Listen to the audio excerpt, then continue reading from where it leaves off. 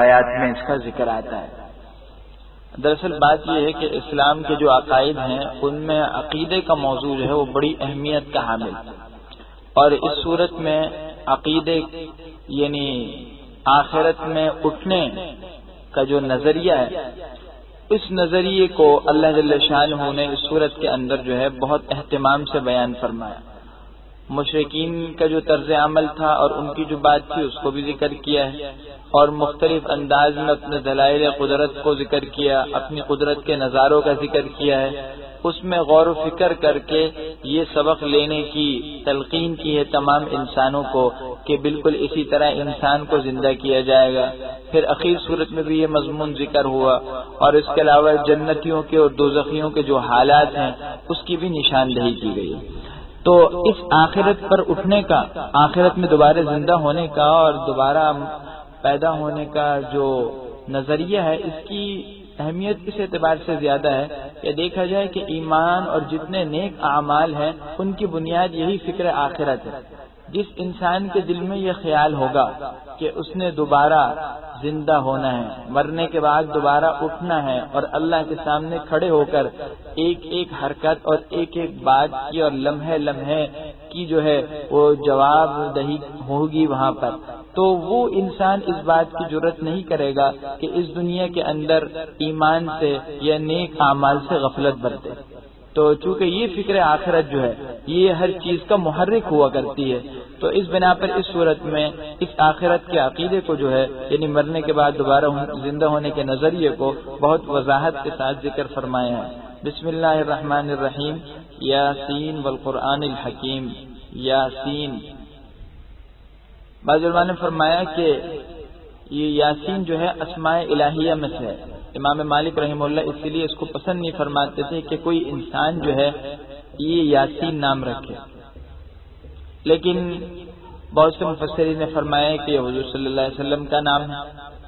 بعض صورت اس کی کوئی ایسی خاص وضاحت تو نہیں ملتی، لیکن اتنی بات ضرور ہے کہ گنجائش ہے کسی آدمی کو اپنا نام رکھنے کی، مگر یہ بات ذہن میں رکھنی چاہیے۔ علماء نے اس کی وضاحت کی ہے اور مفسرین بھی کہتے ہیں کہ اگر کسی کا نام یاسین ہو تو اس کو جب لکھا جائے تو اردو رسم الخط میں لکھا جائے، یعنی قرآن کریم کے رسم الخط میں نہ لکھا جائے یاسین، بلکہ اس اردو رسم الخط میں لکھا جائے، یعنی یا الف سین یا نون، اس طرح کر کے لکھا جائے، یہ 5 حرفوں پر مشتمل ہو، تاکہ قرآن کریم میں جو یہ یاسین کا لفظ آیا ہے اس سے یہ الگ ہو جائے، اس سے یہ ممتاز ہو جائے، اس کی امتیازی شان و اس کا خیال رکھا جائے۔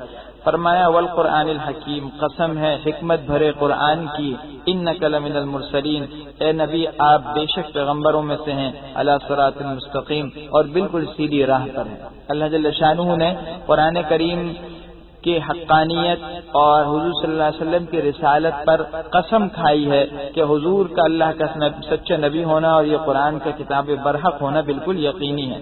تنزیل العزیز الرحیم، یہ قرآن اس خدا کی طرف سے اتارا گیا ہے جو غالب و مہربان ہے۔ کیوں؟ لتنذر قوما، تاکہ آپ ان لوگوں کو ڈرائیں جن کے باپ دادا کو نہیں خبردار کیا گیا، بس یہ غفلت میں پڑے ہوئے ہیں، یعنی مشرکین، ان کے باپ دادا کے پاس کوئی نبی نہیں آیا تو اللہ نے یہ نبی یعنی حضور صلی اللہ علیہ وسلم کو ان میں بھیجا۔ لقد حق القول، فرمایا ان میں سے اکثر پر خدا کی وہ بات پوری ہو چکی ہے، بس وہ ایمان نہیں لائیں گے۔ اللہ نے پہلے ہی سے فیصلہ فرما دیا اور بات فرما دی تھی کہ بہت سے لوگوں کو جہنم کا ایندھن بنانا ہے، تو ان کی قسمت میں ایمان اور ہدایت ہے ہی نہیں۔ انا جعلنا، اللہ کہتے ہیں ہم نے ان کی گردنوں میں طوق ڈال رکھے ہیں اور وہ ان کی ٹھوریوں تک پھنسے ہوئے ہیں، بس ان کے سر اوپر کی جانب اٹھے ہوئے ہیں۔ 2 مثالیں دی، ہدایت سے غافل ہونے کی اور ہدایت کا راستہ نہ دیکھنے کی۔ ایک مثال تو یہ ہے کہ یوں سمجھو جیسے کہ کسی کے گلے کے اندر توق ڈال دیا جائے اور وہ توق اس طریقے سے کس کر ڈال دیا جائے کہ اس میں ایک کیل بھی ہو جس کی وجہ سے اس کی ٹھوڑی اوپر کی طرف اڑ جائے، تو ظاہر ہے اس کو کچھ نظر ہی نہیں آئے گا سامنے کا راستہ، سر تو اوپر کی جانب ہے، نتیجہ یہ ہوگا کہ وہ لڑک کر گر جائے گا، یہ کسی گڑھے میں یا کھائی میں گر جائے گا۔ بالکل ان کا یہی حال ہے۔ اللہ فرما رہے ہیں کہ گویا ہدایت کا راستہ ان کو نظر ہی نہیں آتا، اس لیے ہدایت سے محروم ہے۔ دوسری مثال آگے بیان فرمایا وجعلنا، اور ہم نے ان کے آگے بھی دیوار بنا دی اور ان کے پیچھے بھی دیوار بنا دی، پھر ہم نے ان پر پردہ ڈال دیا تو وہ دیکھتے ہی نہیں۔ ان کی مثال ایسی ہے جیسے کوئی دیواروں کے درمیان محصور ہو جائے. اب ظاہر ہے ارد گرد دیواریں ہیں تو اس کو دیوار سے آگے نہ پیچھے نظر آ سکتا ہے نہ آگے نظر آ سکتا ہے, ہر طرف دیوار ہی دیوار ہے. یہی حال ہے کہ ہدایت کی راہ میں جو ہے وہ ایسے روڑے اٹکے ہوئے ہیں کہ انہیں ہدایت کی راہ جو ہے نظر ہی نہیں آتی, اس لیے ہدایت سے محروم ہے. اور یہ بیماری کے بالکل آخری اسٹیج پر پہنچ چکے ہیں. بیماری کی آخری اسٹیج کیا ہوتی ہے کہ ڈاکٹر جواب دے دیتے ہیں کہ جی اب اس کے شفایاب ہونے کی کوئی امید نہیں ہے, ہم علاج کریں یا نہ کریں, اب بیکار ہے, اس لیے اب اس مریض کو گھر لے جاؤ. تو اللہ بھی کہتے ہیں وہ سواء علیہم, ان کے لیے برابر ہے, آپ ان کو نصیحت کریں یا نہ کریں وہ ایمان نہیں لائیں گے.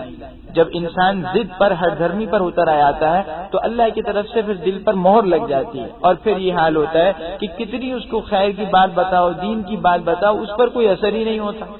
فرمائے انما تنذروا, آپ تو اس کو نصیحت فرما سکتے ہیں جو نصیحت کی پیروی بھی تو کرے اور اللہ سے بن دیکھے ڈرے, یعنی اللہ کو دیکھا نہیں لیکن اللہ سے ڈرتا ہے. بس آپ ایسے شخص کو بخشش کی اور ثواب کی, بہت عزت والے اجر کی اور عمدہ ثواب کی بشارت دے دیجئے. انا نحن نحیی الموتى, بے شک ہم مردوں کو زندہ کریں گے, اور جو کچھ انہوں نے اعمال آگے بھیجے اور جو ان کے پیچھے رہ گئے ہیں ہم ان سب کو قلم بند کر لیتے ہیں, لکھ لیتے ہیں. وکل شیء, اور ہر چیز کو ہم نے ایک کتاب روشن یعنی لوح محفوظ میں لکھ رکھا ہے. آگے اللہ نے ایک واقعہ ذکر کیا ہے, اور ان کو کیا کہا, جن لوگوں میں یہ واقعہ پیش آیا ان کو کہا اصحاب القریہ, بستی والے. یہ واقعہ پیش آیا, مشہور یہ اور بہت سے محققین کی رائے بھی یہ ہے کہ یہ انطاکیہ نام تھا اس بستی کا اور اس شہر کا, اور ملک شام میں ابھی بھی یہ بستی ہے اس کے کچھ اعضاء. تو یہ انطاکیہ جو ہے اس میں جو ہے رسول بھیجے اللہ پاک نے 3, اور تحقیقی قول کے مطابق یہ حضرت عیسیٰ علیہ السلام کے نائب تھے یا انہی کا پیغام لے کر آئے تھے. بہر صورت یہ نبی تھے, مستقل تو شریعت لے کر نہیں آئے تھے لیکن عیسیٰ علیہ السلام کی شریعت کے احکام پہنچانے آئے. اور یہ واقعہ حضرت عیسیٰ علیہ السلام اور جناب رسول اللہ صلی اللہ علیہ وسلم کے درمیانی زمانے میں نازل ہوا. تو یہ 3 پیغمبر آئے, انہوں نے انطاکیہ بستی والوں کو ڈرایا اللہ کے عذاب سے, اپنی طرف جو ہے وہ ایمان لانے کی تلقین کی اور دعوت دی, لیکن ان لوگوں نے انکار کر دیا, ایمان نہیں لائے. 3 نام ان کے مفسرین نے لکھے ہیں, صادق, صدوق اور شلوم.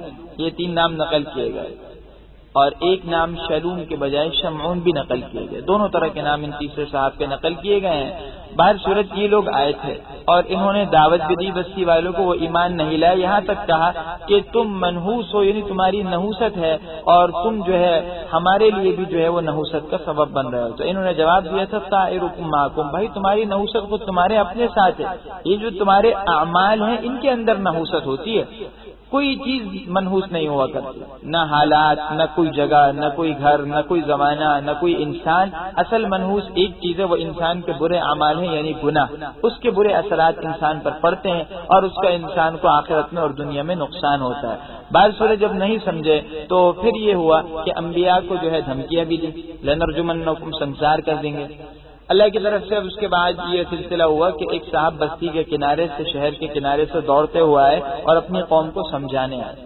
ان صاحب کو جو ہے حبیب نجار کہا جاتا ہے, ان کا نام حبیب نقل کیا, یہ بڑھائی تھے, عربی زبان میں بڑھائی کو نجار کہتے ہیں. تو کہتے ہیں یہ بستی کے کنارے رہتا تھا یہ آدمی, اور انبیاء نے جب اس کو تلقین کی تو وہ ایمان لے آیا اور معجزات کو دیکھ کر بالخصوص بہت متاثر ہوا.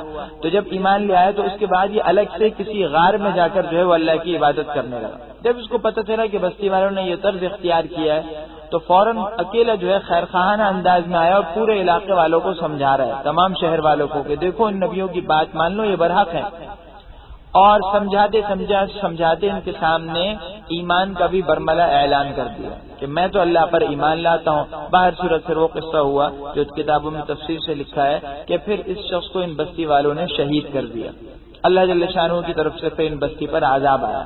اس کا تو یہ معاملہ کہ ایک شہید کیا گیا تو روح کے نکلنے سے پہلے ہی اس کے سامنے جنت کے نظارے آنے لگے تو کہنے لگا یا لیت قومی یعلمون بما غفر لی ربی وجعلنی من المکرمین، کہ اللہ نے جو میرے ساتھ بخشش کا معاملہ کیا ہے اور جو میرے ساتھ اعزاز کا معاملہ کیا، ایک کاش میری قوم کو معلوم ہو جائے۔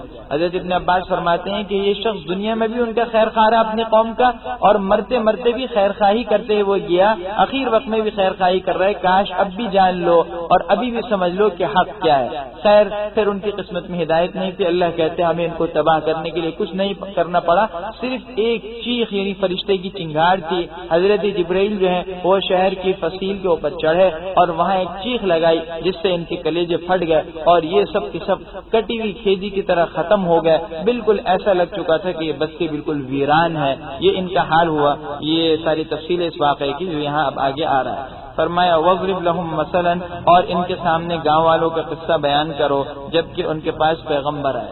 اذ ارسلنا، فرماتے ہیں جب ہم نے ان کی طرف 2 پیغمبر بھیجے تو انہوں نے ان دونوں کو جھٹلایا، تو ہم نے پھر تیسرے سے ان کو قوت دی اور یہ تینوں کے تینوں کہنے لگے کہ ہم تمہاری طرف پیغمبر ہو کر آئے ہیں۔ قالوا، تو وہ ان کی قوم کے لوگ بولے تم تو ہماری طرح کے ایک انسان ہو اور رحمان یعنی خدا نے کوئی چیز نہیں اتاری، تم تو صرف جھوٹ بکتے ہو۔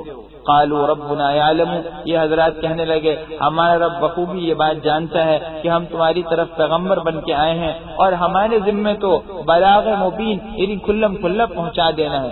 قالوا، یہ لوگ کہنے لگے انا، ہم تم سے نحوست پاتے ہیں، تم کو منحوس سمجھتے ہیں، لئن لم تنتہوا، اگر تم باز نہیں آئے تو ہم تم کو پتھر مار کر سنسار کر دیں گے اور تم کو ہم سے بہت دکھ دینے والا عذاب پہنچے گا۔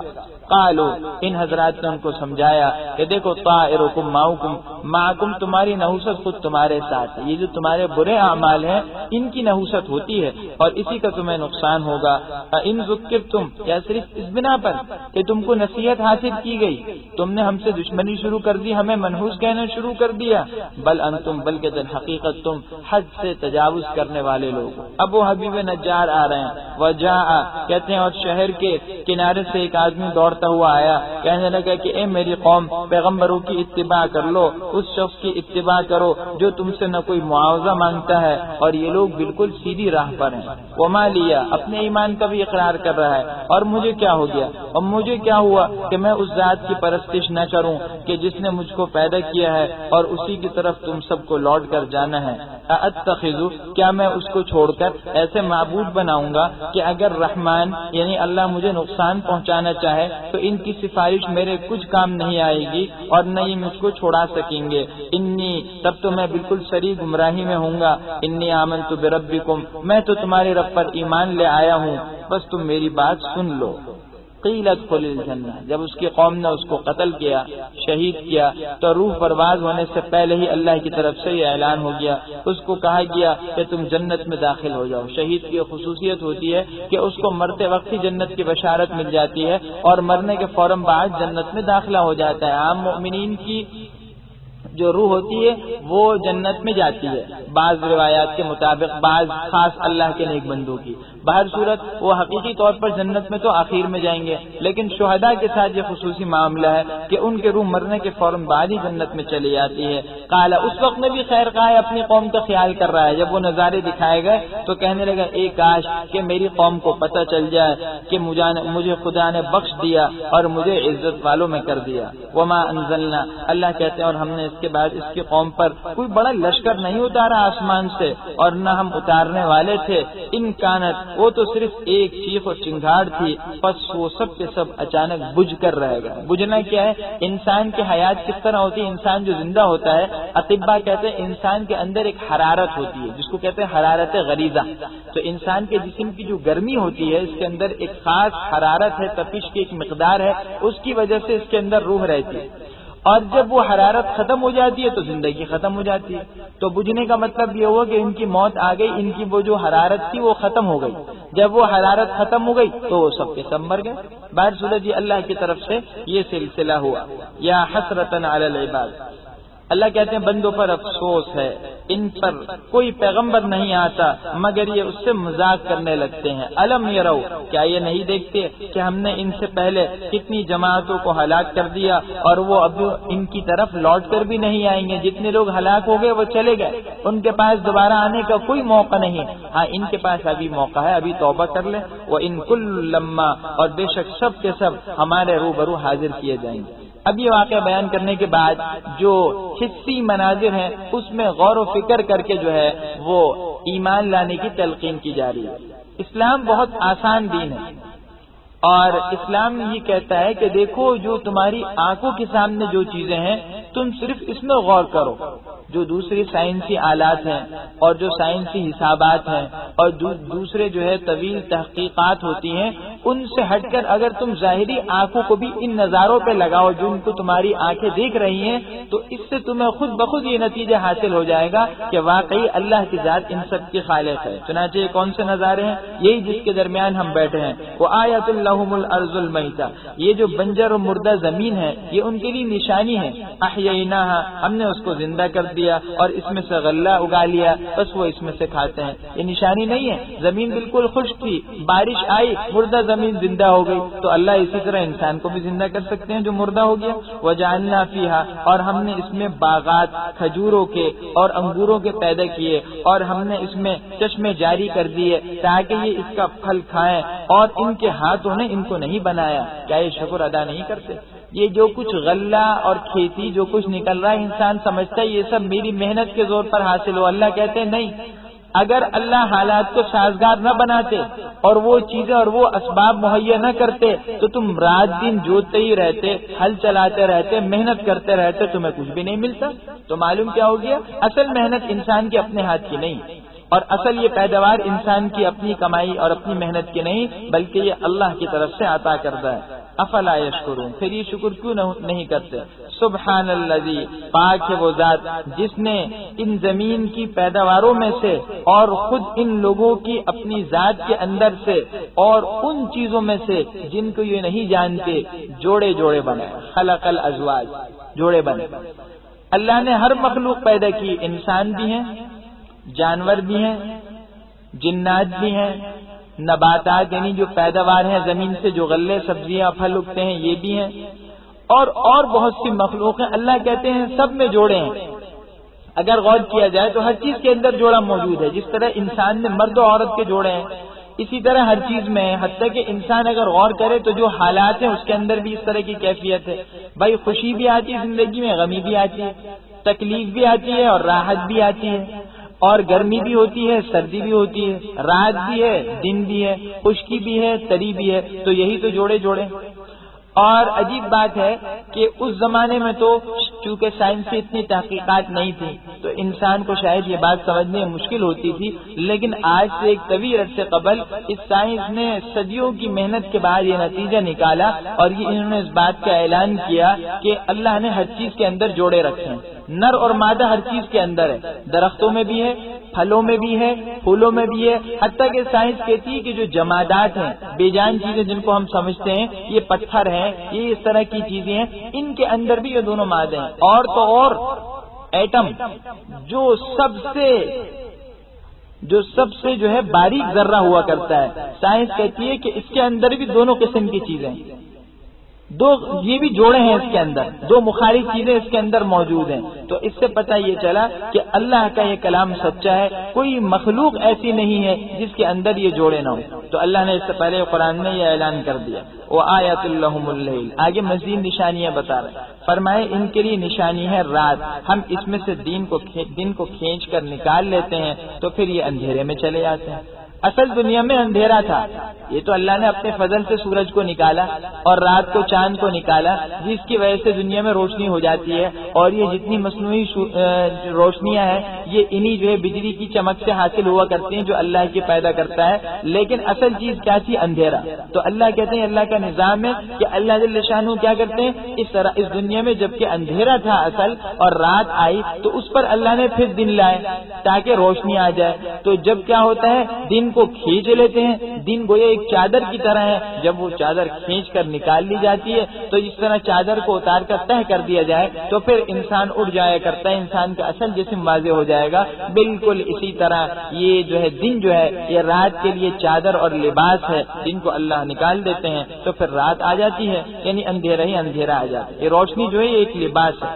والشمس تجری، اور سورج جو ہے وہ اپنے مقررہ وقت تک چلتا رہتا ہے، یہ اندازہ ہے اس ذات کا جو غالب اور جاننے والا ہے۔ سورج کا ایک جو ہے محور ہے اور اس کا ایک مدار ہے اور اس کا ایک وقت مقرر ہے طلوع ہونے کا اور غروب ہونے کا، اور یہ سلسلہ مستقر تک یعنی قیامت تک رہے گا، اسی نظام کے ساتھ رہتا ہے، ایک لمحے کے لیے بھی کوئی تبدیلی اور تاخیر نہیں ہوتی۔ چنانچہ اس سورج کے اسی لگے بندے اور مقرر کردہ نظام کی وجہ سے جو ایک مستحکم اصولوں پر ہے جو اللہ نے بنائے، آج کی سائنس نے برسوں بعد کے جو حسابات ہیں وہ نکال کر رکھ دیے اسی سورج کے گردش کی بنا پر۔ والقمر قدرناہ، فرمایا اور چاند کی بھی ہم نے منزلیں مقرر کر دی، یہاں تک کہ وہ گھٹتے گھٹتے وہ کھجور کی پرانی ٹہنی کی طرح ہو جاتا ہے۔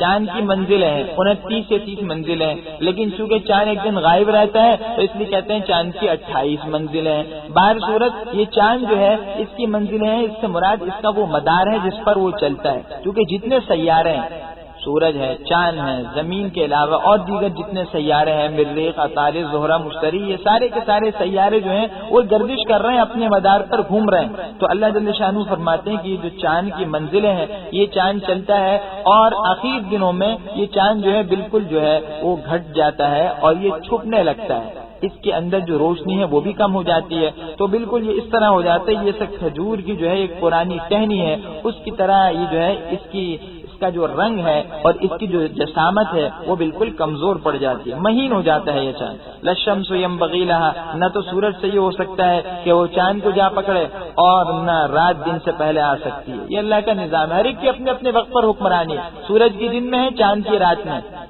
تو ایسا نہیں ہو سکتا کہ کسی دن جو ہے وہ چاند دن میں بھی رہے یا سورج جو ہے اس کو آنے کا موقع نہ ملے، یا پھر سورج نکلنے کے بعد جو ہے وہ غروب ہی نہ ہو، حتیٰ کہ چاند کے نکلنے کا وقت ہو جائے سورج ابھی چھایا ہوا ہے، نہیں، ایسی بات نہیں ہے، ہر ایک کا ایک نظام ہے۔ وَكُلٌّ فِي فَلَكٍ يَسْبَحُونَ، اور ہر ایک اپنے دائرے میں تیر رہے ہیں۔ فلک سے مراد یہ آسمان نہیں، ان کا اپنا مرکز جس میں یہ چل رہا ہے، چنانچہ یہ سورج، یہ چاند، جتنی چیزیں ہیں یہ سب آسمان کے اندر نہیں، آسمان سے بہت نیچے جس کو خلا کہتے ہیں۔ چنانچہ آج کی سائنس نے یہ بات ثابت کر دی ہے کہ سائنسدان جو ہے وہ چاند پر پہنچ چکے ہیں، خلا میں چلے گئے، چاند پر پہنچ گئے، تو پتہ چلا کہ یہ چیزیں آسمان پر نہیں ہیں، آسمان سے کافی نیچے ہیں۔ وآیات لہم، اور یہ ان کے لیے نشانی ہے کہ ہم نے ان کے اولاد کو بری ہوئی کشتی میں سوار کیا، یعنی انسان جو ہے بھری ہوئی کشتی میں سوار ہوتے ہیں اور یہ کشتی اس سمندر میں جس کے اندر ہر وقت ڈوبنے کا خطرہ ہے، بحفاظت ان کو ایک طرف سے دوسری طرف لے کر چلی جاتی ہے۔ وخلقنا لهم، اور ہم نے ان کے لیے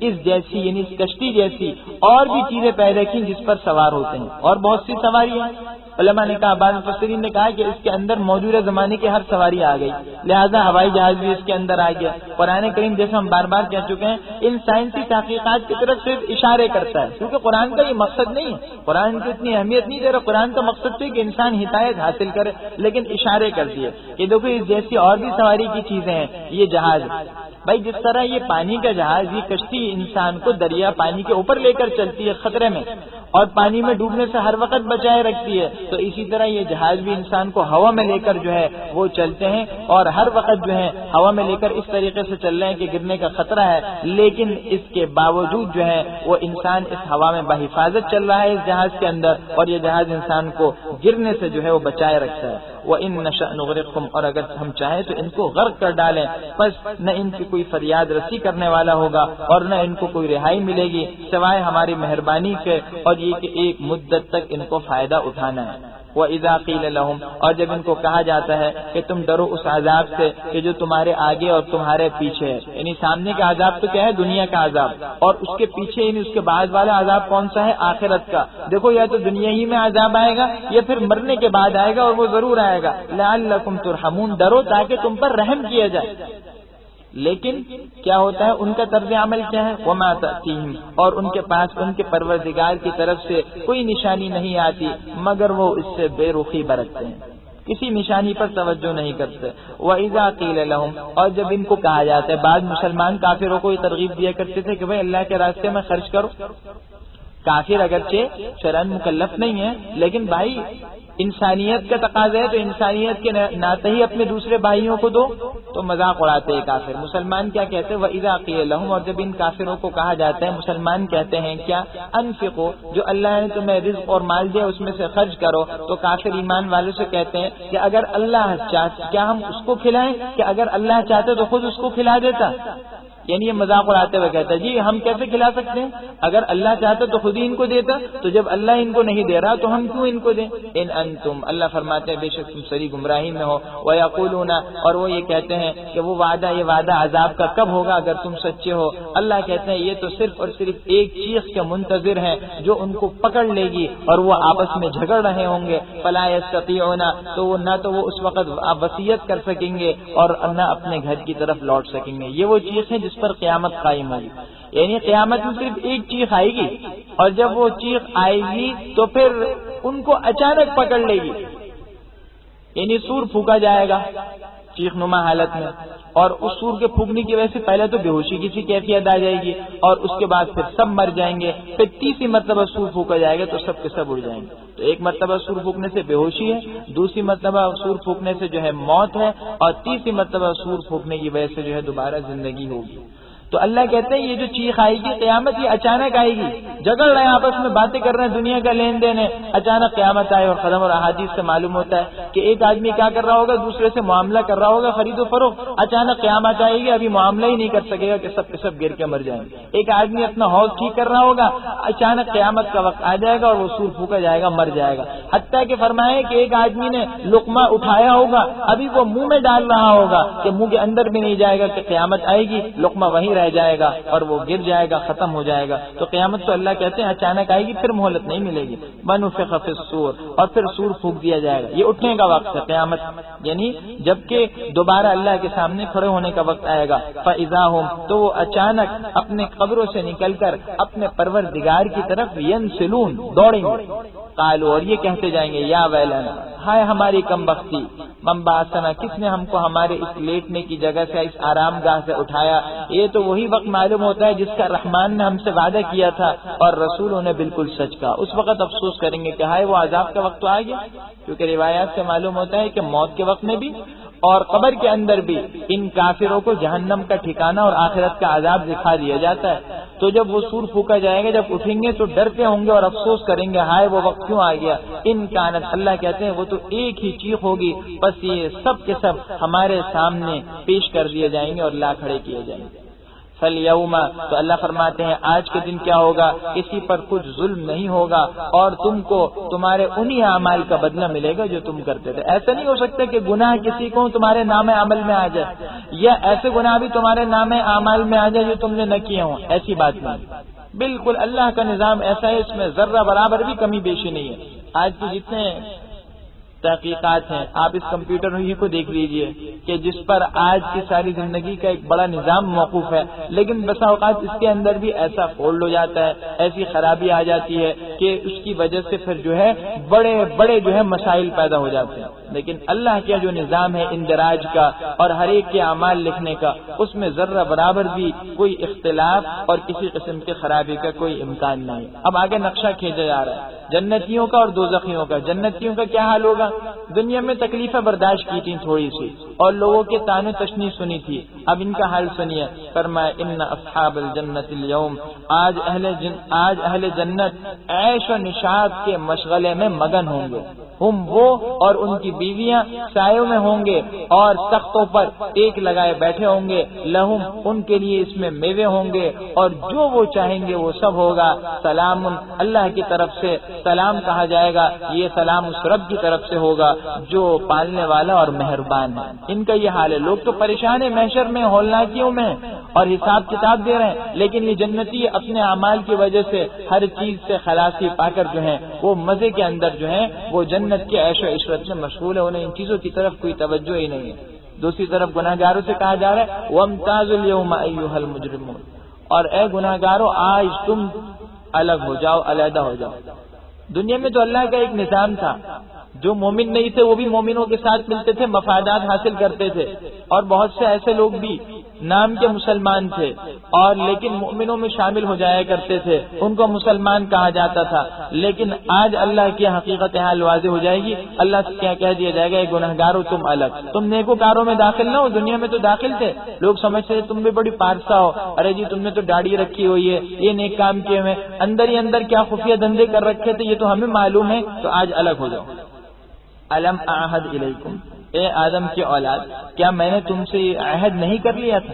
یعنی تمہیں یہ بات کہہ نہیں دی تھی، اور عہد کی صورت میں کہی، تم سے باقاعدہ اس کا معاہدہ ہوا تھا کہ تم شیطان کی عبادت مت کرنا، بے شک وہ تمہارا کھلا دشمن ہے، تمہارا یہ خاندانی دشمن ہے، اس سے تو کوئی سمجھوتا ہو ہی نہیں سکتا، پھر کیوں عبادت کی؟ وَأَنِ اعْبُدُونِي، اور میری ہی عبادت کرنا، بے شک یہی سیدھا راستہ ہے۔ وَلَقَدْ أَضَلَّ، اور تحقیق اس نے تم میں سے ایک بڑی خلقت کو گمراہ کیا، ایک بہت بڑی خلقت کو، بہت زیادہ انسانوں کو شیطان نے گمراہ کیا۔ افلم تکونوا، کیا تم یہ بات نہیں جانتے تھے؟ ہاذی، یہ وہ جہنم ہے جس کا تم سے وعدہ کیا جاتا تھا، تم اس کفر کی وجہ سے جو تم دنیا میں کیا کرتے تھے اس دوزخ میں داخل ہو جاؤ۔ الیوم، اللہ فرماتے ہیں آج ہم مہر لگا دیں گے ان کے منہوں پر، اور ان کے ہاتھ ہم سے بات کریں گے، اور ان کے پاؤں گواہی دیں گے ان کاموں کی جو وہ کیا کرتے تھے، یہ سرکاری گواہ بن کر پیش آئیں گے۔ آج اپنے جن اعضاء کو فائدہ دلانے کے لیے اور ان کو راحت پہنچانے کے لیے حرام کے مزے لوٹ رہے ہو، قیامت کے دن یہی سرکاری گواہ پیش کریں گے۔ جیسا کہ روایات سے معلوم ہوتا ہے انسان انکار کرے گا، اللہ کی طرف سے ایسا وقت بھی آئے گا کہ ڈھیل دی جائے گی قیامت میں اللہ سے حجت بازی کرے گا، نہیں جی میں نے تو یہ کام نہیں کیا، تو اللہ کہیں گے ٹھیک ہے، چنانچہ کا ہوا منہ پر مہر لگ جائے گی، پھر بولنے کی صلاحیت ختم۔ اور وہ اعضاء جو انسان نے گناہوں میں استعمال کیے تھے، ہاتھ ہیں، پاؤں ہیں، آنکھیں ہیں، کان ہیں، یہ سب کے سب بولیں گے، یہ خود گواہی دیں گے کہ اللہ ہم غلط جگہ کی طرف اٹھے تھے اور ہم غلط جگہ کی طرف بڑھے تھے، ہمارے منہ سے غلط الفاظ نکلے تھے اور ہمارے کانوں نے غلط باتیں سنی تھی، یہ خود ان باتوں کی گواہی دیں گے۔ وَلَوْ نَشَاءُ لَطَمَسْنَا، تو اس سے پتہ چل گیا کہ بھائی یہ جو اعضاء ہیں نا، انسان کے جسم کے جتنے اعضاء ہیں، یہ بات صاف واضح ہو رہی ہے کہ انسان کی اپنی ملکیت نہیں ہے، یہ تو انسان کی امانت ہے، اللہ نے ہمیں امانت کے طور پر دی ہے، ملکیت یہ اللہ کی ہے، اگر ہم اس کو صحیح طریقے سے استعمال کریں گے تب تو بہتر ہوا، اور اگر صحیح طریقے سے استعمال نہیں کیا تو چونکہ یہ امانت اللہ کی، تو یہ خود ہمارے خلاف جو ہے آخرت میں بولیں گے یہ اعضاء۔ چنانچہ انسان پھر ان کو کہے گا کہ ارے کم وقت ہو، میں نے تم کو فائدہ دلانے کے لیے یہ کام کیا اور تم ہی میرے خلاف بول رہے ہو، لیکن ظاہر ہے اللہ کے سامنے تو کوئی نہیں ڈٹ سکے گا، اس لیے آج اللہ کے سامنے بھی سچ بولیں گے۔ وَلَوْ نَشَاءُ، اللہ فرماتے اور اگر ہم چاہیں تو ہم ان کی آنکھوں کو مٹا کر انہیں اندھا کر دیں، پس یہ راستے کی طرف دوڑیں تو یہ دیکھ ہی کہاں سکیں گے، اندھا کر دیں اور یہ دوڑنے لگے نہ راستہ ہی نظر نہ ہے۔ وَلَوْ نَشَاءُ، اور اگر ہم چاہیں تو ایسا بھی کر سکتے ہیں کہ ہم ان کو انہی کی جگہ، یہ اسی جگہ کھڑے کھڑے ان کو مسخ کر دیں، پس یہ نہ کہیں آنے جانے کی طاقت رکھیں اور نہ یہ واپس لوٹ سکیں۔ اگر چہرے مسخ کر دیے گئے، اللہ نہ کرے، بندر سے خنزیر سے بدل دیے گئے پچھلے جماعتیں، اس امت کے ساتھ بھی تو یہ ہو سکتا ہے، اللہ قادر تو ہے، یہ اللہ کا کرم ہے، اللہ کہتے ہیں ہم ہر چیز پر قادر ہے، یہ اعضاء چھین بھی سکتے ہیں اور انہیں بری شکلوں میں بھی مسخ کر سکتے ہیں، مگر افسوس انہیں گناہوں کا خیال نہیں ہوتا۔ ومن نعمرہ، اور جس کو ہم بڑی عمر دیتے ہیں تو ہم اسے خلقت میں یعنی پیدائش کے بناوٹی اعضاء میں اوندھا کر دیتے ہیں، کیا یہ سمجھتے نہیں؟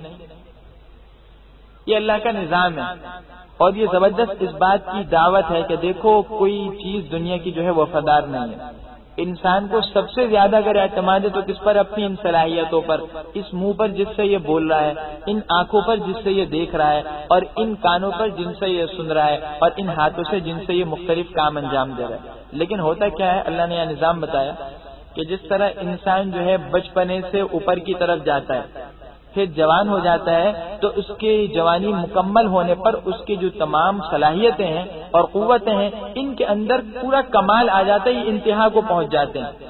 اس کے بعد کیا ہوتا ہے، پھر جوانی کے بعد جیسے جیسے عمر بڑھنے لگتی ہے ایسے اس کے قوا جو ہوتے ہیں وہ مزمحل ہونے لگتے ہیں۔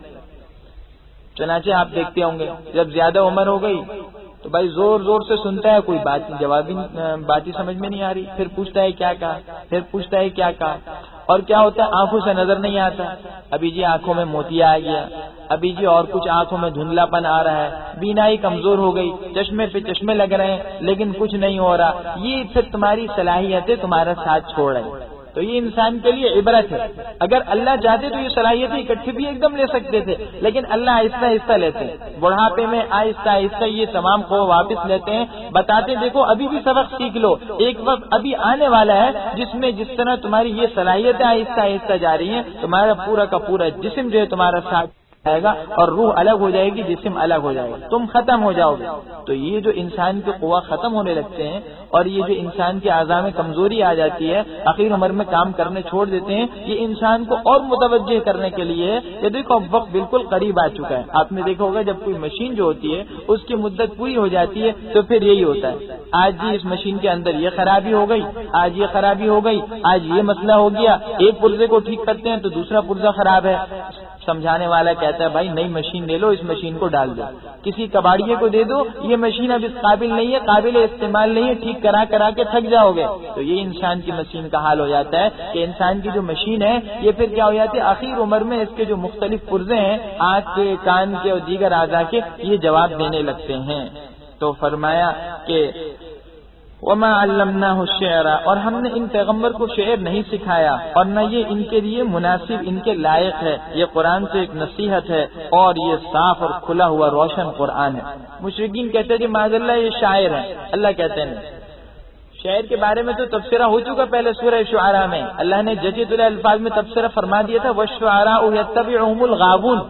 اس کی وجہ یہ ہے کہ عموماً آپ نے دیکھا ہوگا کہ جو لوگ شعر کو ہی کرتے ہیں وہ کیا کرتے ہیں، وہ ایک تخیل کو حقیقت کا روپ دھارنے کی کوشش کرتے ہیں، اب ہر وقت اسی میں مگن ہے، نہ کھانے کے ہوش ہے، نہ پینے کا ہوش ہے، نہ اور دوسری چیزوں کا ہوش ہے، نہ اپنے دینی بلکہ دنیاوی فرائض تک کا ہوش نہیں ہے، اور ایک چیز میں مگن ہے، ایک عجیب سی حالت ہے، ایک شاعر کی مجنونہ کیفیت ہوتی ہے، اور پھر شعر گوئی میں فحش کلامی اور دیگر برے مضامین تو ہوتے ہی ہیں، جھوٹ تو ہوتا ہی ہے، مبالغہ آرائی تو ہوتی ہی ہے، تو اللہ کہتے ہیں نبی شاعر کیسے ہو سکتے ہیں، یہ کوئی قرآن تمہیں شعر نظر آتا ہے، اس کے اندر کوئی ایسا مضمون ہے، اتنا پختہ مضمون، اتنا سنجیدہ مضمون اور اتنے گہرے انداز میں، یہ اس بات کی علامت ہے کہ حقیقی قرآن ہے، کوئی شعر نہیں ہے۔ لیونذرا، اور اس کا مقصد یہ ہے، شعر وہی تو کس لیے ہوتی ہے، تفریح کے طور پر ہوتی ہے، تفنن کے طور پر ہوتی ہے، تنوع کے طور پر ہو رہی ہے، یہ قرآن اس لیے نہیں ہے، یہ قرآن سنجیدہ کلام ہے، اس کا مقصد کیا ہے، تاکہ یہ ڈرائے اس کو جو زندہ ہے اور حق بات اور کافروں پر ثابت ہو جائے وہ بات جو کہی گئی۔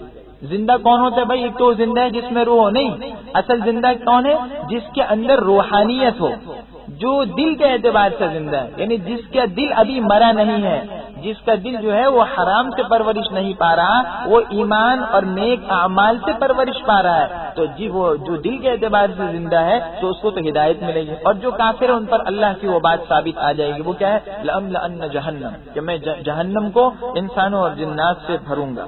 اولم یرو، کیا یہ نہیں دیکھتے کہ جو چیزیں ہم نے اپنے ہاتھوں سے بنائی ان میں سے ہم نے ان کے لیے چوپائے پیدا کر دیے اور یہ ان کے مالک ہو گئے، وَذَلَّلْنَاهَا، اور ہم نے ان جانوروں کو ان کے قابو میں کر دیا، بس اس سے ان کی سواری بھی ہے اور اس سے یہ کھاتے بھی ہیں اور اس میں ان کے اور بہت سے فائدے ہیں اور ان کے پینے کا سامان ہے، کیا یہ شکر ادا نہیں کرتے؟ اللہ کہتے یہی دیکھ لو یہ چوپائے، اس میں کتنے آپ اپنے لیے جو ہے وہ ایک اوڑھنی بنا سکتے ہیں، لباس بنا سکتے ہیں، جوتا بنا سکتے ہیں، حتیٰ کہ خیمے بنا سکتے ہیں، ہر چیز اس جانور کے اندر موجود ہے، نفع کا سامان ہے۔ اللہ کہتے ہیں جانور کو تم نے پیدا کیا تھا، مما عملت ایدینا، یہ تو ہماری پیدا کردہ چیز ہے، ایک مخلوق کے اندر کتنے فائدے ہیں، اور یہ سب کس کے لیے پیدا کی، انسان کے لیے۔ عجیب بات ہے کہ انسان کی شرافت دیکھیے، یعنی انسان کا اللہ کے مقام دیکھیے کہ یہ زندہ چیزیں ہیں لیکن انسان کے فائدے کے ان کو پیدا کیے، چنانچہ انسان کو حق ہے جب چاہے ان پر چھری پھیر کر ان کو ختم کر دے۔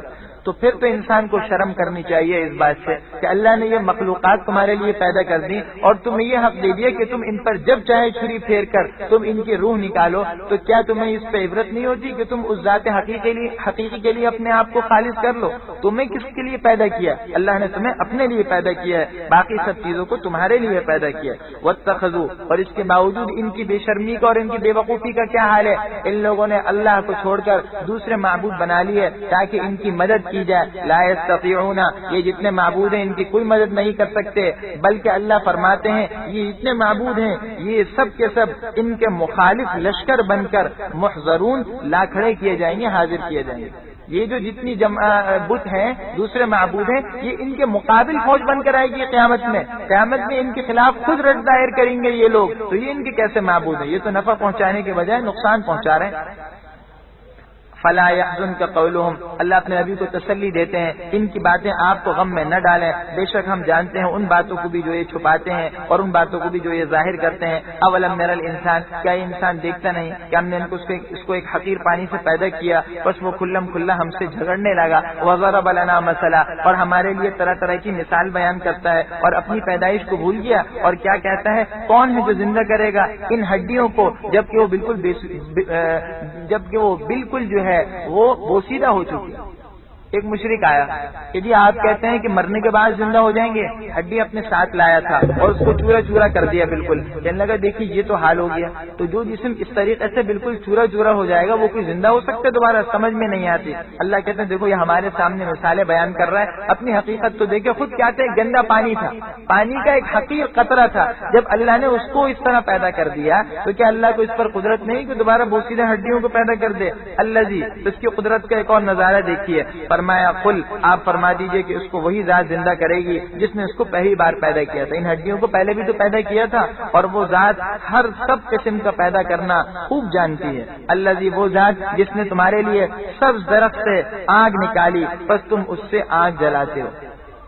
کیا اللہ کی شان ہے؟ دو درخت عرب میں، اور ان دو درختوں کی ٹہنیاں کر لیتے پتلی پتلی مسواک نما، اور جب ان ٹہنیوں کو آپس میں رگڑتے تھے تو اس سے آگ پیدا ہوتی، جس طرح دو پتھروں کو رگڑنے سے آگ پیدا ہوتی ہے۔ تو دیکھیے اللہ کی قدرت ہے کہ یہ درخت جس کی غذا کیا ہے؟ پانی، اور بالکل تازہ درخت ہے، سوکھا ہوا درخت بھی نہیں ہے، تازہ، اس نے پانی پیا ہوا ہے، یہ درخت کو پانی سے، تو اس طرح اللہ درخت سے آگ پیدا کر سکتے ہیں۔ بھائی اللہ اس پر بھی قادر ہیں کہ تم کو دوبارہ زندگی دے دیں۔ اولیس الذی، اور پھر یہ بھی تو دیکھو کہ کیا وہ ذات جس نے تمام آسمانوں کو اور زمین کو پیدا کیا، کیا وہ اس پر قدرت نہیں رکھی وہ ذات کہ ان جیسے لوگ پیدا کرے؟ بلا، کیوں نہیں، اور وہ زبردست پیدا کرنے والا، جاننے والا ہے۔ انما امرو، اللہ کہتے ہیں ہم کو دوبارہ پیدا کرنے میں کوئی مشکل نہیں ہوگی۔ دیکھو یہ ساتوں آسمان و زمین اور اس جیسی بے شمار ایسی مخلوقات اللہ نے پیدا کی، چنانچہ آج کی سائنسی تحقیقات یہ بتاتی ہیں کہ اللہ کی جو مخلوقات اور جن جن عالم کا، یعنی جن جن جہانوں کا ہمارے سامنے اور سیاروں کا انکشاف ہو رہا ہے، اس سے تو پتہ چلتا ہے یہ پوری دنیا اللہ کی مخلوقات میں ایک ذرے کی طرح ہے، بالکل ایک ذرے کی طرح ہے۔ تو جس نے اتنی بڑی چیز پیدا کی اس کے لیے انسان کیا مشکل، اور ان تمام چیزوں کے پیدا کرنے میں صرف کیا کہنا پڑا؟ کن۔ کوئی پہلے سے پلاننگ نہیں ہوئی، کوئی پہلے سے سوچ بچار نہیں کرنی پڑی، کوئی منصوبہ بندی نہیں، کوئی وسائل و اسباب جمع نہیں کرنے پڑے، بلکہ یہ کیا ہوا؟ انما امرہ، اس کی شان تو یہ ہے کہ جب وہ کسی چیز کا ارادہ فرماتا ہے تو اس سے کہتا ہے کن، ہو جا، تو وہ چیز ہو جاتی ہے۔ فسبحان الذی، پس پاک ہے وہ ذات جس کے قبضے میں ہر چیز کی بادشاہت ہے اور اسی کی طرف تم سب کو لوٹ کر جانا ہے۔ بسم اللہ الرحمن الرحیم۔ اب اس کے بعد سورہ صافات شروع ہو رہی ہے، مکی صورت ہے، کیونکہ مکی صورتوں میں عموماً عقیدہ کا موضوع جو ہے وہ زیر بحث ہوتا ہے، اس لیے اس صورت میں بھی اسی جو ہے عقیدے کو جو ہے زیر بحث رکھا گیا ہے، یعنی عقائد کو۔ چنانچہ اس صورت کے اندر اللہ نے جہنم اور دوزخ کے مختلف جو حالات ہیں اس کا نظارہ فرمایا، اور تقریباً جو ہے 6 انبیاء کا اختصار کے ساتھ یعنی مختصر انداز میں جو ہے وہ ذکر کیا ہے، اور اس کے بعد جو مشرکین کا ایک برا طرز عمل اور نظریہ تھا اللہ کے بارے میں کہ اللہ کے ساتھ انہوں نے جنات کا ایک نسبی تعلق قائم کر دیا تھا، اللہ نے اس کی تردید فرمائی ہے۔ یہ مکی صورت ہے، اس صورت کے اندر جو ہے وہ 182 آیات ہیں اور 5 رکوع ہیں۔ بسم اللہ الرحمن الرحیم۔ والصافات صفا، قسم ہے ان فرشتوں کی جو صف باندھ کر قطار لگائے ہوئے کھڑے ہوتے ہیں، فالزاجرات زجرا، پھر ڈانٹنے والے ہیں جھڑک کر، فالتالیات ذکرا، پھر ان فرشتوں کی قسم جو تلاوت کرتے ہیں اس قرآن کی جو نصیحت والے ہیں۔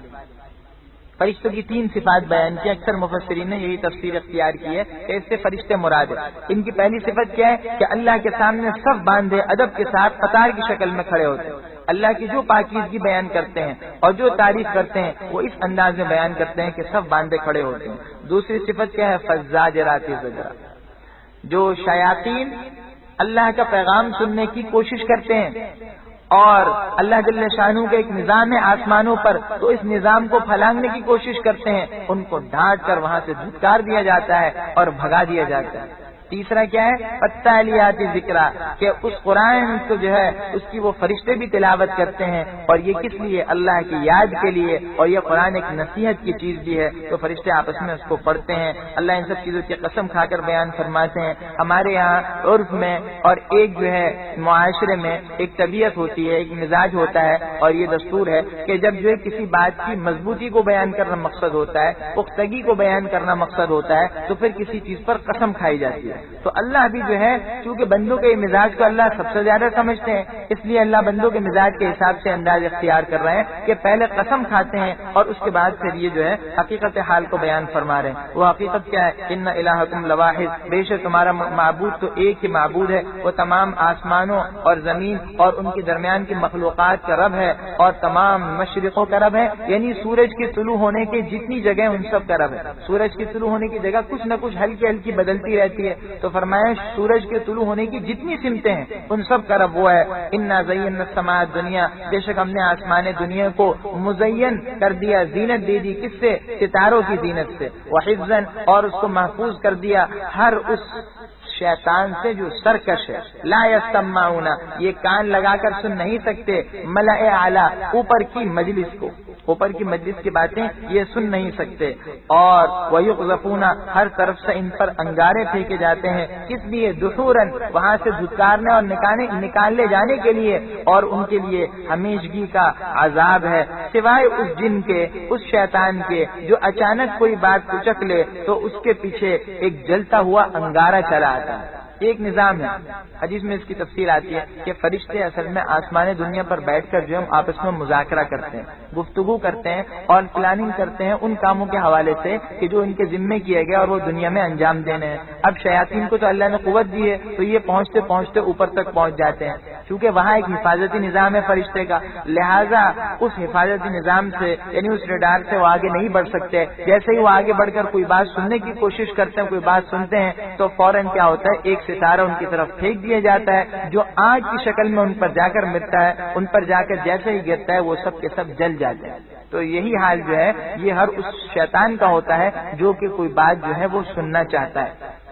تو ان ستاروں کے یہ فائدے ہیں، ایک تو یہ آسمان کے لیے زینت ہے، اور دوسرے آسمان سے خبریں سننے کے لیے فرشتوں کے لیے رکاوٹ ہے، آسمان کی حفاظت کا ذریعہ بھی ہے۔ دوسری آیت میں تیسرا فائدہ بیان کیا، وہ فائدہ ستاروں کا یہ کہ جب انسان اندھیرے میں چلتا ہے تو اس اندھیرے میں چلنے کی وجہ سے بسا اوقات جب راستہ بھولتا ہے تو ان ستاروں سے انسان کو جو ہے وہ سیدھی راہ ملتی ہے۔ آگے ارشاد فرماتے ہیں فاستفتہم، آپ ان سے پوچھئے کہ کیا ان کو پیدا کرنا زیادہ مشکل ہے یا جن چیزوں کو ہم نے پیدا کی، یہ آسمان و زمین اور یہ چیزیں؟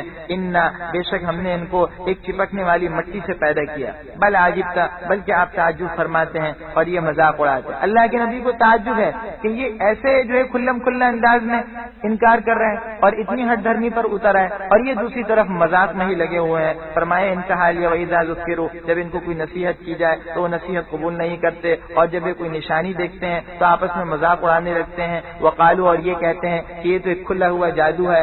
اذا متنا، کیا جب ہم مر جائیں گے اور بالکل مٹی ہو جائیں گے اور ہڈیاں بن جائیں گے، یعنی بالکل بوسیدہ ہڈیاں ہو جائیں گے، تو کیا ہم کو دوبارہ اٹھایا جائے گا، اور کیا ہمارے وہ پرانے آبا و اجداد بھی اٹھائے جائیں گے؟ اللہ فرماتے ہیں قل، آپ ان کو جواب دے دیجئے، نعم، ہاں بالکل، وانتم داخرون، اور تم وہاں ذلیل ہوگے۔ بس وہ ایک تو چیخ ہوگی، ایک ہی تو کڑکدار آواز ہوگی، فاذا ہم، اچانک اس وقت کھڑے ہو کر دیکھنے لگیں گے، اور اس دن کیا کہیں گے؟ دنیا میں تو مذاق اڑاتے تھے، وقالو، اس دن کہیں گے ہائے رے شامت، یہی تو بدلے کا دن ہے، ہاذا، یہ وہ دن ہے۔ اللہ فرمائیں گے، اللہ کی طرف سے اب یہ جواب مل رہا ہے ان کے جواب میں، ہاں بالکل یہ وہی دن ہے، ہاذا یوم الفصل، یہ وہ فیصلے کا دن ہے جس کو تم جھٹلایا کرتے تھے۔ اب اللہ کی طرف سے حکم ہوگا، احشروا الذین ظلموا، ان ظالموں کو اور ان کے ہم جنسوں کو، ان کے ازواج کیا ہیں؟ ان کے ہم جنس، ہم مشرب، زوج کہتے ہیں جس کے ساتھ انسان ملتا ہے، جوڑا۔ تو دنیا میں چونکہ انہی محفلوں میں رہا کرتے تھے، گناہ گاروں کی محفلوں میں، تو جتنے ان کے ہم جنس گناہ گار ہیں ان کو ان کے ساتھ اکٹھے کر دو۔ وما كانوا يعبدون من دون اللہ، اور اللہ کو چھوڑ کر یہ جن بتوں کی پوجا کرتے تھے، جن معبودوں کی، ان کو بھی ان کے ساتھ جمع کر دو، اور ان سب کو دوزخ کے راستے کی طرف ہکا کر لے جاؤ. وقفوہم، اللہ فرمائے ان کو ایک منٹ ٹھہراؤ، ذرا ان کو ٹھہراؤ، ان سے پوچھا جائے گا، ان سے باز پرس ہوگی. پھر اللہ پوچھیں گے کہ اما لکم، تم کو کیا ہو گیا آج کہ تم آپس میں ایک دوسرے کی کوئی مدد ہی نہیں کر رہے. بلکہ حقیقت حال یہ ہوگی کہ آج وہ تو بالکل فرما بردار ہوں گے، جھکے ہوئے ہوں گے. آج ہر حقیقت کو مان رہے ہوں گے اور ہر بات کو ماننے کو تیار ہوں گے، لیکن اس وقت میں مانگنا کچھ فائدہ نہیں دے گا. اب آگے قرآن نے دوزخیوں کے اور جہنمیوں کے جو آپس میں مکالمے ہیں اس کا ذکر کیا ہے. جہنمیوں کی گفتگو کیا ہوگی؟ وہ یہ ہوگی ایک دوسرے پر لعن طعن، ایک دوسرے پر رد و کش، اور ہر ایک دوسرے کو قصوروار ٹھہرائے گا. رستہ کشی ہوگی، ہر ایک دوسرے کو کہہ رہا ہے. جیسے دنیا میں ہوتا ہے ایک حزب اقتدار ہوتی ہے اور ایک حزب اختلاف ہوتی ہے، آپس میں ہر وقت رستہ دانی ہوتی ہے. یہ کہتے ہیں جی تم نے یہ کام کیا، یہ کہتے ہیں یہ گڑبڑ تم نے کی ہے، تمہاری وجہ سے ملک کا نظام خراب ہے. وہ کہتے ہیں جی ہم تو کچھ نہیں کر رہے، یہ ساری گڑبڑ تمہاری ہے. تو وہاں بالکل یہی نظام ہے. اللہ معاف کرے، ہمارا معاشرہ جو ہے اس میں بالکل وہی منظر ہے جو قرآن جہنمیوں کا حال کہتے ہیں. اس پر غور کیجیے کیا ہے. اللہ فرماتے واقبل بعضهم، ان میں سے ایک دوسرے کی طرف رخ کر کے آپس میں سوال و جواب کریں گے. قالو، کہیں گے کہ کیا تم ہمارے پاس دائیں طرف سے آتے نہیں تھے؟ دائیں طرف کا مطلب کیا؟ قوت اور زور سے، پوری قوت سے تم ہمارے پاس آتے تھے ہمیں گمراہ کرنے کے لیے، پورا زور لگاتے تھے. یہ کون کہیں گے؟ یہ پیروی کرنے والے لوگ، کمزور لوگ کہیں گے. قالو، دوسرے ان کے لیڈران کہیں گے. یہ دنیاوی مفادات کے خاطر اپنے جن سیاسی لیڈروں کو پیچھے چل رہے تھے اور دوسروں کو بڑا بنا رکھا تھا، یہ کیا کہیں گے؟ بل لم تکونوا مؤمنین، بلکہ تم تو ایمان لانے والے تھے ہی نہیں. اور دیکھو ہمارا تم پر کوئی زور نہیں تھا، بلکہ تم خود ہی سرکش تھا. ہم نے کوئی تمہیں مجبور کیا تھا؟ نہیں، ڈنڈے کے زور پر کوئی مجبور نہیں کیا. تم خود ہی سرکشی چاہتے تھے، گناہ کی زندگی گزارنا چاہتے تھے. فحق علینا، بس ہم پر ہمارے رب کی بات ثابت ہو گئی، سچی ہو گئی، سچی واضح ہو گئی. انا لذائقون، اب تو ہم نے جو ہے لذائقون عذاب کا مزہ چکھنا ہے. بس ہم نے تم کو گمراہ کیا اور ہم بھی بے شک گمراہ تھے. فإنہم، اللہ فرماتے اس دن وہ سب کے سب عذاب میں شریک ہوں گے. بے شک ہم اسی طرح گنہگاروں کے ساتھ کرتے ہیں. اور ان کا حال کیا تھا؟ انہم کانو، ان کا حال یہ تھا کہ جب دنیا میں ان کو کہا جاتا کہ اللہ کے سوا کوئی معبود نہیں تو تکبر کرنے لگتے. ویقولون، اور وہ یہ کہتے تھے انا لتارکو، کہ کیا ہم اپنے معبودوں کو ایک شاعر ایک مجنون کے کہنے پر چھوڑ دیں گے؟ دنیا میں تو یہ کرتے تھے، مذاق اڑایا کرتے تھے حضور کا. اللہ فرماتے بلکہ در حقیقت بات یہ ہے کہ یہ نبی بالکل حق بات لے کر آئے اور ان نبی نے تمام رسول اور انبیاء کی تصدیق کی ہے. انکم لذائق، بے شک تم سب کے سب جو ہے وہ دردناک عذاب کا مزہ چکھنے والے ہو اور تم اب چکتے رہو گے. وما تجزون، اور تم کو جو کچھ بدلہ مل رہا ہے یہ تمہارے ان اعمال کا مل رہا ہے جو تم کرتے تھے. کوئی ظلم نہیں ہوا، دنیا میں جو کیا تھا آج وہی مل رہا ہے. اب آگے جو ہے وہ نیک بندوں کا نظارہ. نیک بندوں کا کیا حال ہوگا؟